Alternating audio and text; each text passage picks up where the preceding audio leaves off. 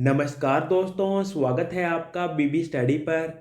दोस्तों, हमारा वैदिक सभ्यता का टॉपिक चल रहा था। वैदिक सभ्यता की हमारी 3 क्लासेज हो गई थी। आज हमारी चौथी क्लास है। क्लास को शुरू करने से पहले यदि आप इस चैनल पर नए हो तो चैनल को सब्सक्राइब कर लेना, क्योंकि दोस्तों इस चैनल पर आपको पीटीटी 2022 की तैयारी करवाई जाती है। इसके अलावा जब भी कोई नया अपडेट आता है तो आपको सूचित किया जाता है। तो दोस्तों क्लास को शुरू करते हैं। दोस्तों हमारे 45 क्वेश्चन हो गए थे। आपका 46वां क्वेश्चन है, प्रसिद्ध 10 राजाओं का युद्ध यानी 10 राज युद्ध किस नदी के तट पर लड़ा गया था? दोस्तों आर्यों की एक प्रमुख जनजाति थी जिसका नाम था भरत। इस भरत के नाम पर ही कालांतर में पूरे देश को भारत कहा जाने लगा। भरत जनजाति के राजा थे सुदास। सुदास के एक पुरोहित थे जिनका नाम था विश्वामित्र। दोस्तों विश्वामित्र को राजा भरत ने पद से हटा दिया था और इनकी जगह पुरोहित के पद पर महर्षि वशिष्ठ को नियुक्त कर लिया था।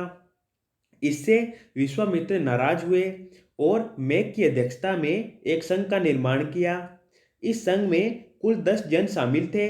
इन 10 जनों के साथ मिलकर विश्वामित्र ने रावी नदी के तट पर भरत राजा से युद्ध किया था।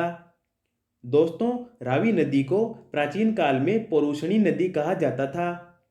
इस युद्ध को 10 राज युद्ध कहा जाता है और इस युद्ध में भरत राजा विजय हुए थे और विश्वामित्र की हार हुई थी। इस प्रकार ये पूरा कंसेप्ट होता है।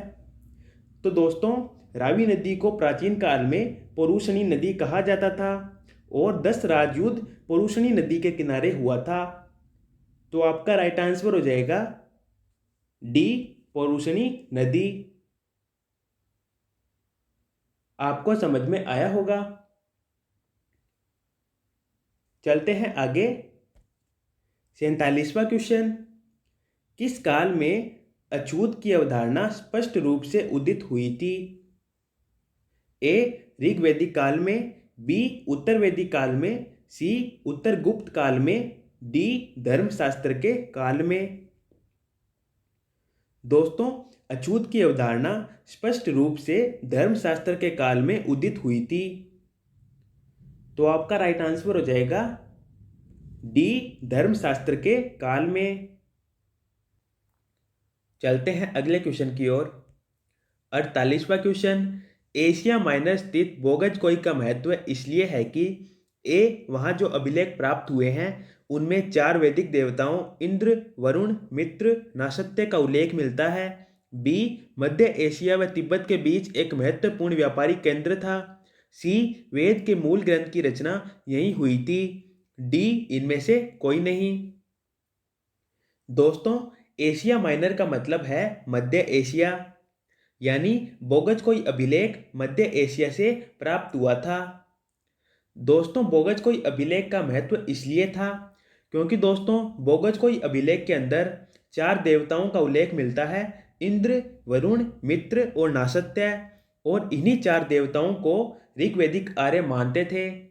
दोस्तों बोगजकोई अभिलेख मध्य एशिया से प्राप्त हुआ है। इसका मतलब दोस्तों यही हुआ कि आर्य मध्य एशिया से आए थे, क्योंकि जिन देवताओं को आर्य मानते थे उन्हीं का उल्लेख बोगजकोई अभिलेख से प्राप्त हुआ है। इसका मतलब हुआ कि आर्य मध्य एशिया से आए थे। तो बोगजकोई अभिलेख यही प्रदर्शित करता है कि आर्य मध्य एशिया से आए थे और बोगजकोई अभिलेख का महत्व भी यही था। तो आपका राइट आंसर हो जाएगा ए, वहां जो अभिलेख प्राप्त हुए हैं उनमें 4 वैदिक देवताओं इंद्र, वरुण, मित्र, नासत्य का उल्लेख मिलता है। आपको क्लियर हुआ होगा। चलते हैं अगले क्वेश्चन की ओर। 49वां क्वेश्चन, न्याय दर्शन को प्रचारित किया था? ए चावार्क ने, बी गौतम ने, सी कपिल ने, डी जेमिनी ने। दोस्तों न्याय दर्शन को गौतम ने प्रचारित किया था। तो आपका ऑप्शन नंबर बी आपका राइट आंसर हो जाएगा। गौतम ने न्याय दर्शन को प्रचारित किया था। उसके बाद में 50वां क्वेश्चन, योग दर्शन के प्रतिपादक कौन थे? ए पतंजलि, बी गौतम, सी जैमिनी, डी शंकराचार्य। दोस्तों, पतंजलि ने योग दर्शन का प्रतिपादन किया था। योग दर्शन के प्रतिपादक पतंजलि थे। तो आपका option number A right answer हो जाएगा। आपको समझ में आया होगा।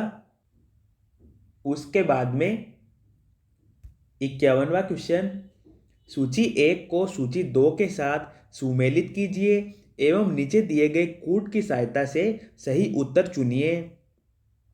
दोस्तों, हमें सूची 1 के अंदर दिए हुए चारों वेदों को सूची 2 के साथ मिलान करना है। दोस्तों, मैंने आपको पहले बताया था कि सोमदेव के अंदर संगीत का उल्लेख मिलता है, यानी सूची 1 का सी सूची 2 के 1 के साथ मिलेगा। दोस्तों, ऑप्शन के अंदर देखने पर ऑप्शन नंबर ए और ऑप्शन नंबर डी के अंदर सी को 1 से मिलाया है, तो ए और डी में से हमारा एक आंसर होगा। उसके बाद में यजुर्वेद की बात करें तो यजुर्वेद के अंदर कर्मकांड होते हैं, मैंने आपको बताया था। और ऑप्शन के अंदर देखने पर ए और डी के अंदर बी का 2 के साथ मिलान किया गया है, तो यहाँ भी हम राइट आंसर को नहीं ढूंढ पा रहे हैं। उसके बाद में डी के अंदर अथर्ववेद दिया हुआ है, और दोस्तों अथर्ववेद के अंदर तंत्र मंत्र और वशीकरण होता है, तो डी का मिलान 3 के साथ होगा। और इस प्रकार आपका ऑप्शन नंबर ए आपका राइट आंसर हो जाएगा। क्योंकि दोस्तों सोमदेव के अंदर संगीत का उल्लेख मिलता है, अथर्ववेद के अंदर तंत्र मंत्र और वशीकरण का उल्लेख मिलता है, यजुर्वेद के अंदर कर्मकांड का उल्लेख मिलता है, और ऋग्वेद के अंदर स्तोत्र एवं प्रार्थनाओं का उल्लेख मिलता है। इस प्रकार आपका ऑप्शन नंबर ए आपका राइट आंसर हो जाएगा। आपको क्लियर हुआ होगा। मैंने आपको एकदम बारीकी से समझाने का प्रयास किया है, इसके माध्यम से आप क्वेश्चन को अटेम्प्ट भी कर पाओगे। चलते हैं आगे। 52वां क्वेश्चन, भारत के किस स्थल की खुदाई से लौह धातु के प्रचलन के प्राचीनतम प्रमाण मिले हैं? ए तक्षशिला से, बी अंतरजी खेड़ा से, सी कौशाम्बी से, डी हस्तिनापुर से।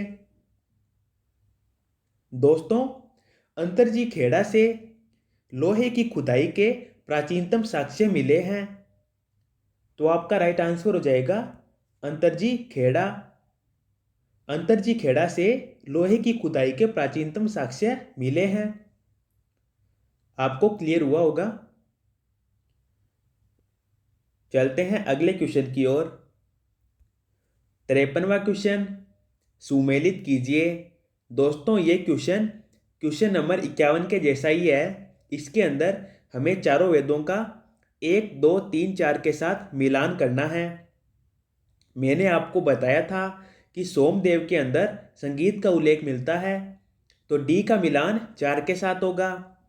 यजुर्वेद के अंदर कर्मकांड का उल्लेख मिलता है, बलिदान विधि कर्मकांड के अंतर्गत आती है, तो सी का मिलान 2 के साथ होगा।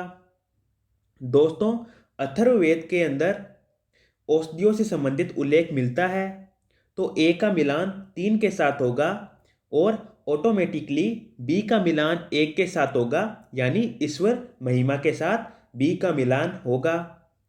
इस प्रकार दोस्तों आपका ऑप्शन नंबर ए आपका राइट आंसर हो जाएगा। इसके अंदर आपके चारों कूट सही सही मिलान हो रहे हैं, तो आपका राइट आंसर हो जाएगा आपका ऑप्शन नंबर ए। आपको समझ में आया होगा। अगला क्वेश्चन, वैदिक युगीन सभा ए गांवों के व्यवसायिक लोगों की संस्था थी, बी राज दरबार होता था, सी मंत्री परिषद थी, डी राज्य के समस्त लोगों की एक राष्ट्रीय सभा थी। इस क्वेश्चन के अंदर सभा के बारे में पूछा गया है। दोस्तों, ऋग्वैदिक काल की एक संस्था थी जिसका नाम था सभा। सभा सामूहिक ग्राम सभा थी। ग्राम के सामूहिक मसलों को हल करने का कार्य सभा करती थी। सभा के अंदर वरिष्ठ लोग शामिल होते थे। दोस्तों, ऋग्वेद में सभा को नरिष्ठा कहा गया है और सभा का उल्लेख 8 बार किया गया है। दोस्तों, इसके अंदर आपका ऑप्शन नंबर 1 गलत हो जाएगा, क्योंकि व्यावसायिक लोगों की संस्था थी। ये गलत है। इसके अंदर वरिष्ठ लोग शामिल होते थे। राज दरबार होता था, ये भी गलत है। और राज्य के समस्त लोगों की एक राष्ट्रीय सभा थी, ये भी गलत है, क्योंकि ये सामूहिक ग्राम सभा थी। तो आपका ऑप्शन नंबर सी आपका राइट आंसर हो जाएगा, क्योंकि सभा मंत्री परिषद थी। तो आपका ऑप्शन नंबर सी आपका राइट आंसर हो जाएगा। ग्राम के सामूहिक मसलों को हल करने का कार्य सभा करती थी और इसके अंदर वरिष्ठ लोग शामिल होते थे। ये ऋग्वैदिक काल की एक प्रमुख संस्था थी। तो आपको क्लियर हुआ होगा। उसके बाद में 55वां क्वेश्चन, यज्ञ संबंधी विधि विधानों का पता चलता है। ए ऋग्वेद में, बी सामवेद में, सी ब्राह्मण ग्रंथों में, डी यजुर्वेद में। दोस्तों, सामवेद के अंदर गान से संबंधित उल्लेख मिलता है, यानी संगीत से संबंधित उल्लेख मिलता है। यजुर्वेद के अंदर कर्म कांडों का उल्लेख मिलता है। यजुर्वेद के अंदर यज्ञ से संबंधित सारी क्रियाओं का उल्लेख भी मिलता है। तो यज्ञ से संबंधित विधि विधानों का पता यजुर्वेद से चलता है। तो आपका ऑप्शन नंबर डी आपका राइट आंसर हो जाएगा। दोस्तों, यजुर्वेद पद्य और गद्य दोनों में है, आप ये भी ध्यान में रख लेना। तो आपको समझ में आया होगा। चलते हैं अगले क्वेश्चन की ओर। 56वां क्वेश्चन, वैदिक युग में प्रचलित लोकप्रिय शासन प्रणाली थी। ए निरंकुश, बी प्रजातंत्र, सी गणतंत्र, डी वंशानुगत राजतंत्र। दोस्तों, वैदिक युग में गणतंत्रात्मक शासन प्रणाली थी, यानी वैदिक युग में लोकप्रिय प्रणाली थी वो गणतंत्र थी। तो आपका ऑप्शन नंबर सी आपका राइट आंसर हो जाएगा। वैदिक सभ्यता के अंदर लोकतंत्र नहीं था, गणतंत्र था। तो आप ये ध्यान में रखना। चलते हैं अगले क्वेश्चन की ओर। 57वां क्वेश्चन, सुमेलित कीजिए। दोस्तों, हमें सूची 1 का सूची 2 के साथ मिलान करना है। सूची 2 के अंदर चारों वेद दिए हुए हैं और सूची 1 के अंदर चारों वेदों के उपवेद दिए हुए हैं। हमें वेदों का मिलान उपवेदों के साथ करना है। दोस्तों, ऋग्वेद का उपवेद है आयुर्वेद, यजुर्वेद का उपवेद है धनुर्वेद, सामवेद का उपवेद है गंधर्ववेद और अथर्ववेद का उपवेद है शिल्पवेद। इस प्रकार दोस्तों, आपका ऑप्शन नंबर बी उचित प्रकार से मिलान कर रहा है। तो आपका आंसर हो जाएगा ऑप्शन नंबर बी। आपको समझ में आया होगा। उसके बाद में 58वां क्वेश्चन, किस वेद में जादुई माया और वशीकरण का वर्णन मिलता है। दोस्तों, यजुर्वेद के अंदर कर्म कांड का उल्लेख मिलता है। इसके अलावा यजुर्वेद के अंदर यज्ञ संबंधित उल्लेख भी मिलता है, जबकि अथर्ववेद के अंदर केवल कर्म कांड का उल्लेख ही मिलता है। दोस्तों, जादुई माया और वशीकरण का उल्लेख अथर्ववेद के अंदर मिलता है। तो आपका राइट आंसर हो जाएगा डी अथर्ववेद। आपको समझ में आया होगा। सामवेद के अंदर गायन से संबंधित उल्लेख मिलता है। अगला क्वेश्चन, सभा और समिति प्रजापति की 2 पुत्रियां थी, इसका उल्लेख किस वेद में मिलता है। दोस्तों, अभी मैंने आपको सभा के बारे में बताया था, अब मैं आपको समिति के बारे में बताता हूं। समिति केंद्रीय राजनीतिक संस्था थी। समिति में धनाढ्य वर्ग शामिल होता था, यानी उच्च वर्ग के लोग समिति में शामिल होते थे। जैसे ब्राह्मण, निम्न वर्ग के लोगों को समिति में शामिल होने का अधिकार नहीं था। समिति में महिलाओं को भाग लेने का अधिकार नहीं था। समिति शब्द का उल्लेख ऋग्वेद में 9 बार मिलता है। तो दोस्तों ये होती थी समिति। अब बात करते हैं कि सभा और समिति प्रजापति की 2 पुत्रियां हैं। इसका उल्लेख किस वेद में मिलता है? अथर्ववेद के अंदर सभा और समिति को प्रजापति की 2 पुत्रियां कहा गया है। तो आपका ऑप्शन नंबर डी अथर्ववेद आपका राइट आंसर हो जाएगा। आपको समझ में आया होगा। उसके बाद में 60वां क्वेश्चन, ऋग्वैदिक युग की प्राचीनतम संस्था कौन सी थी?